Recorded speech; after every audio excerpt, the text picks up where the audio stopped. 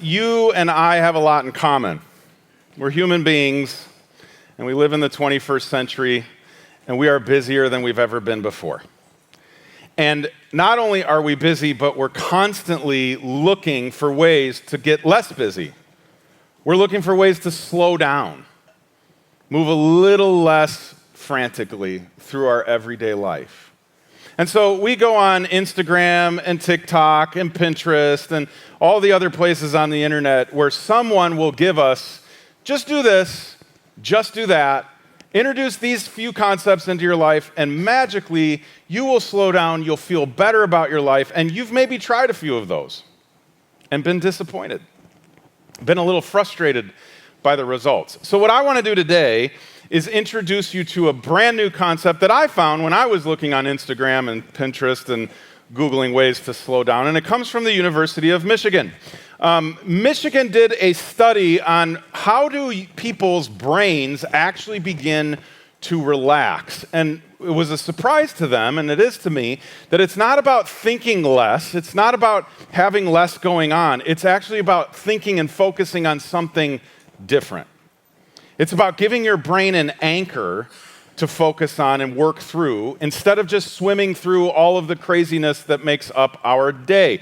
And one of the primary ways they found to anchor someone's mind is to give them a test. Because when you have a test, you're forced to read the questions, think about the questions, and answer them accordingly. And what happens then is you start thinking about your to-do list and your appointment list and all of those things a little bit less. You're refocused on something else. So, given that it was Backpack Sunday, and that I just love you and want you to have a couple minutes where you can relax and slow down, we're actually going to have a pop quiz today. And here's how it's going to work. We are going to give you 2 minutes to answer 25 questions. I know that sounds a lot, but you're the smartest people I know. Here's the thing. This is a no talking exam. It's open notes, so you can Google all you want and all that kind of thing, but you're just not allowed to talk to each other. Again, you get 2 minutes to answer 25 questions, and the first person done is going to get a gift card to Fizzy Biz so that you can feel like a champion today. And you're probably wondering, where is this test? How are we going to do this? You're not going to grab it yet. You're not going to grab it until I say go. It is hidden in the seat back in front of you, all the way back. There's a little card in there. You're going to pull that out. You're probably going to have to help everybody in your row get a copy of the exam. And when I say go, as fast as you can, you're going to try and complete every single question. Here's the catch. We're going to bring up the lights so that you can see. The print is a little fine, so you may need your flashlight on your phone, but we're going to ask everybody to participate and do their very best, okay? On your mark, get set, go, 2 minutes.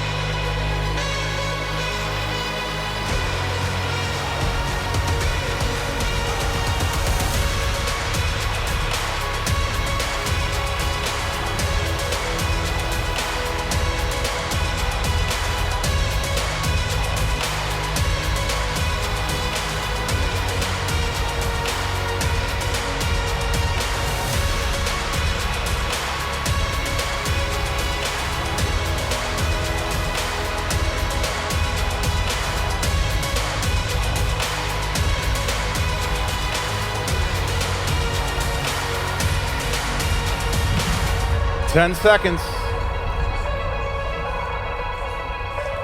5, 4, 3, 2, 1. All right, by show of hands, how many of you were able to answer every question in the time allowed? A few of you, that's very impressive. How many of you answered at least half of the questions that were on the test? All right, a few more. How many of you didn't get any of them answered at all? Way to give it your best. Actually, it's not wrong. If you didn't answer any of the questions, but you put your name on top of the test, you actually get an A+. Because you read the instructions. And if you read the instructions again, you will notice it says, do not answer any of the questions. Please just place your name at the top of the test. But here's what happened. You were in a hurry. You only had 2 minutes. And there were a lot of questions to try and get answered. And they were difficult. And it was difficult to see. And who needs the instructions? I mean, you've bought IKEA furniture. You just start putting it together, right? This is what we do with a lot of tests. We don't read through the instructions. We just get to the thing that's got to get done. And we're going to go as fast as humanly possible. There's actually not a Michigan study that says that you are going to relax when you take a test. In fact, you know just the opposite. Tests usually raise anxiety. But there was a study done, and more than 80% of people that took this test skipped the instructions. Why? Because you're in a hurry to get things done. And we don't pay attention to details. We don't pay attention to some of the most important things in our lives because we're so busy with the task at hand. We didn't pay attention to the instructions because who has time for that? But had we would have been a lot more relaxed. I mean, some of you caught it, and you got 2 minutes to just sit and smile and watch everybody else be insane about Googling, who invented the car and all that kind of stuff. This happens in life every single day. We miss some of the most important things, some of the things that would be best for us because we're too busy getting things done. We're too busy checking things off of lists, making it to appointments on time, and getting good grades. You maybe graduated from high school and college a long, long time ago, but you have been trying to get a good grade ever since. The problem is with chasing A's all the time is sometimes we miss it. The problem with chasing getting something completed is that we miss the best parts of the whole process. The most important parts, the parts that would have redefined and reshaped what it was that we were doing. I said to you, we want to give you 2 minutes to relax. We actually did, if you hadn't been in a rush to get the thing done. But reality is, for us, we're not doing anything wrong. We're just trying to make it through life. We're just trying to be a good citizen. Right? We're just trying to make a name for ourselves and feel, satisfied and successful at the end of the day. Most of us spend most of our time earning it, proving it, and winning it. We want to earn a reputation. We want to earn approval. We want to earn belonging. We want to earn love. And then we start proving that we're worthy of the thing that we've earned. Now we've got to maintain it. I got the job, now I got to prove that I earned the job. And at the end of the day, we believe that all of these things that we're pursuing and wanting and think that we need, they're finite. There's only so much of it to go around. So if we don't rush to the end and win that race, somebody else is going to take it. And we're going to be left empty-handed. And this is an incessant thing in our minds and in our hearts. Because you wake up the same way I wake up, with my phone telling me I missed 47 things while I was sleeping. And instantly I get to the business of responding, replying, checking off, following up. All of the things that seem to just be there. And I don't know who told me they were so important, but I certainly came up with the idea that they were. and now I'm on the hamster wheel. And this happens in my faith. I'm going to shoot real straight with you today. I want to be the best Christian that ever lived because I'm an achiever. This is how I'm wired. Whatever that means to win that title, I find myself chasing it a lot. I want to be the best pastor that's ever been. I want to prove to you that I'm worthy of this position. I want to prove to people that I know that I earned the privilege. Right? Like, even in my faith, I find myself wanting to earn God's love, earn his adoration, and earn his applause. And constantly proving that I'm worthy of that love and that applause.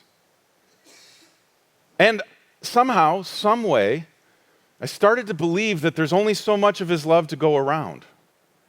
So if I don't do enough to earn my share of it, it's going to be gone. Here's the good news and what I want to spend the next few minutes talking about. God's love is infinite. There's more than enough for all of us. And you don't have to earn it because he already loves you. He already loves you. A lot of us have spent a lot of our lives in one way or the other trying to earn God's love and his approval. And we've been trying to prove that, like the people we go to church with, we deserve it. And we're worn out and we're tired and we're frustrated with this whole thing. Why does this feel so much like everything else? I'm busier at church than I am in my normal life. I'm volunteering crazy hours, I'm giving crazy money, I'm leading and participating in 7 different groups. I'm busy being a Christian because I want to prove as a Christian that I'm worthy of Christ. But reality is, the truth is, the gospel is, he already loves you. And the thing that's even more important to me is that if you're sitting here today and you are not a Christian and you do not believe in the whole God thing, you came because your niece or your nephew or your neighbor kid was going to be up here all cute with their backpack on, and you wanted to be supportive, and I'm so glad that you were. I'm so glad that you're here. God loves you, and you don't have to earn his love. You don't have to get something right or say magic words in order for him to love you. He just does. And he loves you as much as he loves me, and as much as he loves my almost perfect grandmother, as much as he loves John the Baptist, and as much as he loves Moses. And we didn't have to make the first move. He did. And I want to look at this illustrated in a story that if you grew up in the church is probably very familiar to you, because the family that we're going to look at gets talked about often. Partially because the brother of this family was named Lazarus, and he was the guy that died, and Jesus rose from the dead, resurrected him. But Lazarus had 2 sisters, Mary and Martha, and I want to talk especially about Martha, because when you read about this family, when hopefully you crack open your own scripture copy and you're reading through this and you're like, well, I'm probably Mary because we think of Mary as the hero. I just want to make sure we're on the same page. We're all Martha. And I'll tell you what that means in case you aren't familiar with the story by just looking at the account that Luke wrote down for us. Jesus and the disciples came to a certain village where a woman named Martha welcomed him into her home. That certain village is called Bethany, and it's a little less than 2 miles outside of Jerusalem. So Jesus and the boys are not far from their end point. But they would often stop in Bethany to see this family. They'd become friends with Mary, Martha, and Lazarus. And so it just made sense that, hey, we're coming through, let's stop for lunch. Now, Martha had an understanding of who was coming to her house. I mean, this was a big deal that Jesus is coming. I mean, I freak out a little bit when some of my best friends say, hey, I'm popping by. I start vacuuming like crazy. Martha has the Son of God, the Messiah, coming over. I mean, he has already raised a little boy from the dead. He's already made a guy who never walked in his life walk.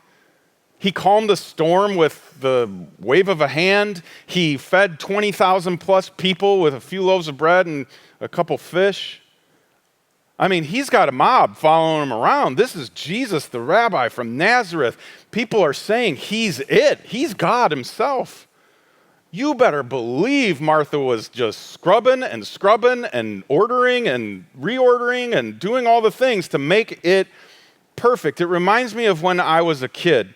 And it was announced that company was coming over. Me and my 3 siblings knew that meant one thing. It was time for a gaku. You're wondering, what is a gaku? My brother actually coined this phrase. It's an acronym for Great American Cleanup. And we weren't messy people. I mean, we always had a neat, put-together, clean house.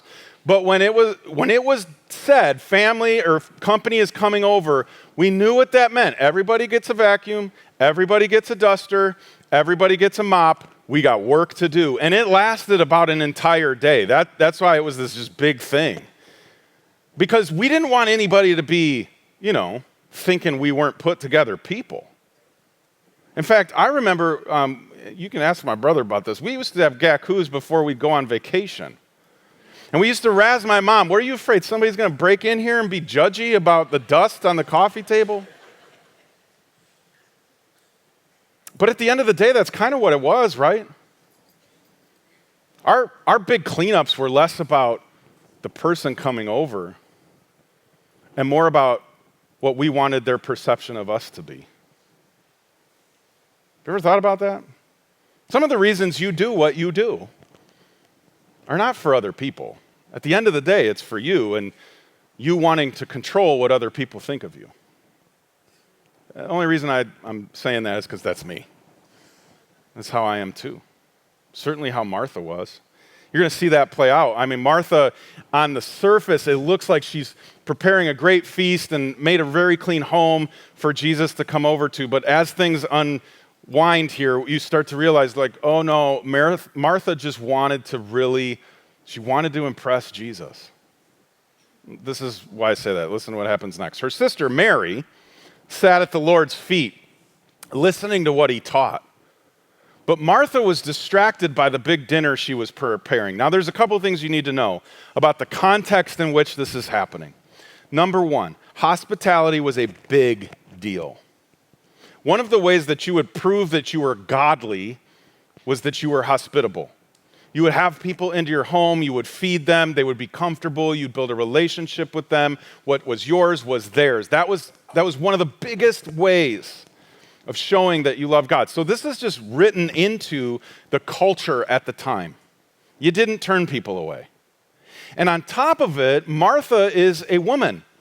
And this is yucky to talk about now in our day and age because it has changed by God's grace. But back in the day, women were not allowed to learn. You were to serve, period. So in some ways, Martha is doing what's expected of her. Mary is the one going against culture. And she's sitting at the feet of the teacher learning while Martha's doing what she believes she was supposed to do. So nobody's looking at Martha saying she's doing something wrong. And that's so true for all of us in our lives. A lot of the things that we're busy doing are not bad things. They're good things. But there is a difference between good things and best things. And so while Martha is doing something good, she's maybe missing out on the best. And I think that's why Luke uses this word, distracted. She's distracted from something better than what she's doing. Something's gotten in the way. And I wonder, is sometimes our busyness a distraction from something else? Is it possible that we get really busy doing a bunch of stuff to keep us from worrying about, taking care of, processing through other things? I mean, remember when you were in college maybe and you had a paper to write It was amazing how many other things came up because you just didn't want to deal with the study time. That's all the time in life. And I don't want to get like crazy deep psychological on you, but I know for me, there are things emotionally and mentally I am avoiding by being busy. And in this case, for Martha, I think Luke says she's distracted because the thing she should be giving her attention and energy to is in the living room, not in the kitchen. And what is it waiting for her out there that seems a little dangerous? Maybe it's that she would be going against culture. Maybe it's that things would not get done that at least everybody would have assumed needed to be done. Is your busyness maybe a distraction from better things in your life? Namely, God things in your life? There's probably some part of you that's like, I should join a group this season, but I got so much to do. I should probably volunteer in some way, or I should start a reading plan or something, but oh man, I got 55 things every morning. Just don't have time. You are what some translations put here, preoccupied, which is a Latin word that means seize beforehand. In other words, here's a really good thing that should occupy your time, but we get preoccupied. Something jumps in front of it and seizes our attention before we can get to the best thing. That's the definition of TikTok, by the way, at least for me. We get preoccupied instead of occupied with the best things possible. And so Martha, I believe, is preoccupied. Again, not doing something bad, just not choosing the best thing. I say it that way because of the way that Jesus responds to Martha. This is what he says. Martha came to Jesus and said, Lord, doesn't it seem unfair to you that my sister just sits here while I do all the work? Tell her to come help me. I always smile because I'm like, that's exactly what I did with my siblings when I was like 10. But we do it as 40, 50, 30, 60-year-olds, right? When we get really busy, we look around and go, why isn't everybody else busy? And better said, why aren't they busy with our busyness? That's not fair. That's what Martha says. It's not fair. Martha's become what I have labeled a busyness martyr. Get really busy with things that you think are important and then get mad at everybody else that they aren't just as busy as you with those things. But they didn't decide those things were important. And it's not their fault that you said yes. I know, that one stings a little bit. Because we do this. When we're busy, we complain to our spouses or our best friends or our moms about how this, that, and the other thing has filled up our whole day. And sometimes somebody needs to just say, but you're the one that said yes to all that. You want me to feel bad for you? Because you didn't say no? And I think that's what Martha's doing here. Jesus, feel bad for me. Fight my cause. You know when this is most prevalent is when you're in traffic and they're cutting it down to one lane? And you got busy early. You got busy early getting over because you know how we're going to keep traffic moving. But those jokers over here, they didn't get busy as early as you did. They waited till the last minute and somehow they still got in, and that bothers you. It certainly bothers me. Don't be that person. But I can't get mad at them for not doing it the way I did it, or I think is right. I can't become a martyr because I decided to do things in a certain way. Essentially, what Martha is saying here is, me, Martha, is more important than you, Jesus. My priority list, my task list, my projects, it's more important than you. You should tell Mary to get busy. Because what's in the kitchen is more important than sitting here at your feet listening to what you have to say. That's what she's saying. Luke didn't write it that way, but that's what's in between the lines. My busyness is more important than you. And what I love about Jesus is, one, he didn't say, you know what, Mary, she's right. You better get cooking. But he also didn't respond with anger. And he didn't chastise her. He actually spoke to her feelings, same feelings that you and I have every day. The Lord said to her, my dear Martha, you're worried and upset over all these details. There's only one thing worth being concerned about. Mary's discovered it, and it will not be taken away from her. I think it's amazing here that Jesus' choice of words they're not by accident. He says that Mary has discovered. She's discovered this thing. In other words, she had to be looking for it. She had an idea of what could be better than busy, and she starts looking, and when she finds it, it's this kind of eureka moment, and she sits down at the feet of Jesus, and she just listens, and she just soaks it in, and she's just with him. Mary chooses to be with Jesus, while Martha decides to do things for Jesus. And Jesus' response to Martha is not, you're right, you need to do more for me. It's, you're wrong, you need to do more with me. Because look at what it's gotten you. You're worried, you're upset, you're frantic and frenetic in the way that you're moving. I mean, you kind of just came here and told the Son of God what to do.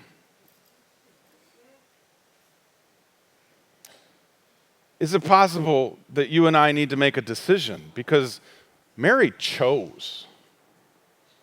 The discovery was a decision. I am going to sit and be in the presence of the Messiah, instead of being so busy around the Messiah that I miss the most important thing. Just like a lot of us got really busy with 25 questions and missed the instructions that would have changed the test altogether. You see, what Mary has come to understand, what Jesus defined for her, was that she needs him more than he needs her. And Martha would eventually come to understand this too. That what Jesus has to offer her is way better and way bigger than anything she could give him. That what is actually more important is in the living room than in the kitchen. It's actually better to just sit, be quiet, and listen than produce and accomplish and complete. It's so counterintuitive. It's so countercultural for Martha and for you and me. Because there's always so much to do.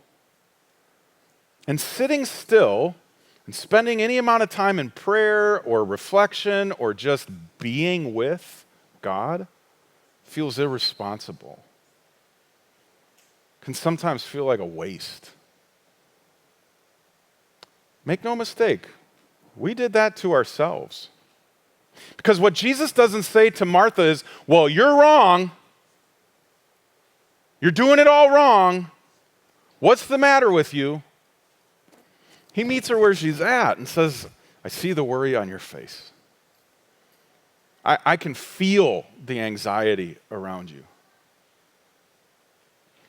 I've got something better for you. It's slower. It feels less productive. But ultimately, it's better. Martha, I think, was trying to earn Jesus' approval. She was trying to earn his love, earn his adoration, earn a pat on the back. Because, I mean, how good would it be if Jesus then goes into Jerusalem and was like, hey, y'all, Martha is the best of the best. But he already loved her. And he already loves you. You don't have to make him dinner.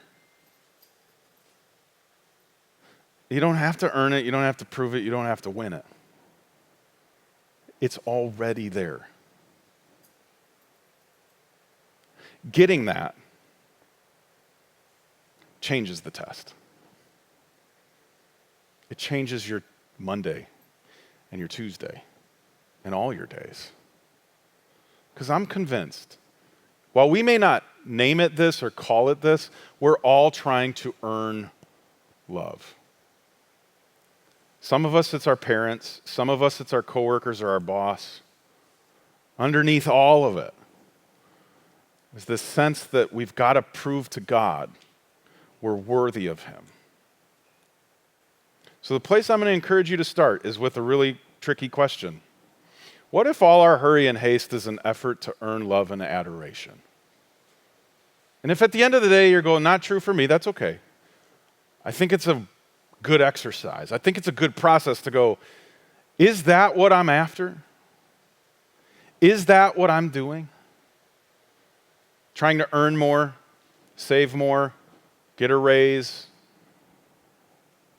not fail at Pinterest, be the best mom, be the best dad, and prove it to everybody on social media? What am I running after when I'm doing all these things? The good news is you can stop, because the one that made you already thinks you're good and already loves you. And he made the first move to show you. So here's what I'm doing lately. You might want to try it out. I'm memorizing this phrase. He already loves me. He already loves me. Every time I'm feeling busy and frantic and like I got to get a good grade on the thing that I'm doing, I just tell myself quickly, he already loves me. I'm going to give this my best, but I'm going to do it from a different position and at a different pace, because I don't got to earn it with him. And here's how I would encourage you to do it. When you get it memorized, every time you say it, emphasize a different word in the phrase. So it might go something like this. He already loves me. He being God, the one that made all the things. And then the next time you might go, he already loves me. He started it. Third time, he already loves me. And then last, he already loves me. You watch your heart rate slow. You watch your blood pressure start to decrease. You watch your day start to slow down. Imagine what life would be like if you traded in hustle and haste, going 99 miles per hour all day, every day, trying to achieve and trying to get a bunch of stuff done. If you traded that in for 3 miles per hour with presence and peace, where you were actually showing up for the days of your life, because you didn't have this internal engine where you were constantly trying to prove something and earn something. You could just be. And you could just sit at the feet of Jesus like Mary did. What Jesus said was the best thing, better than any other thing. He already loves you. So slow down. You don't got to earn it. Let's pray. Father, I'm grateful that that's true. It's not just a nice thing to say or believe, but it's actually true that you already love us. We already won. We already passed. We already made it. That's how good you are. That's how blessed we are. So in the days and weeks and months and years ahead, will you help us to be the kind of people that move at a different pace than everybody else, where we don't skip over the directions and we just sit and we let you set the pace and we let you pour into us because we need you more than you need us. Help us to think like Mary. Help us to learn like Martha. In Jesus' name, amen. Hey, thank you so much for being here today and letting us be part of your weekend. We hope you have an awesome week, and we'll see you for part 3 of Hustle and Haste next time. We'll see you here. Bye-bye.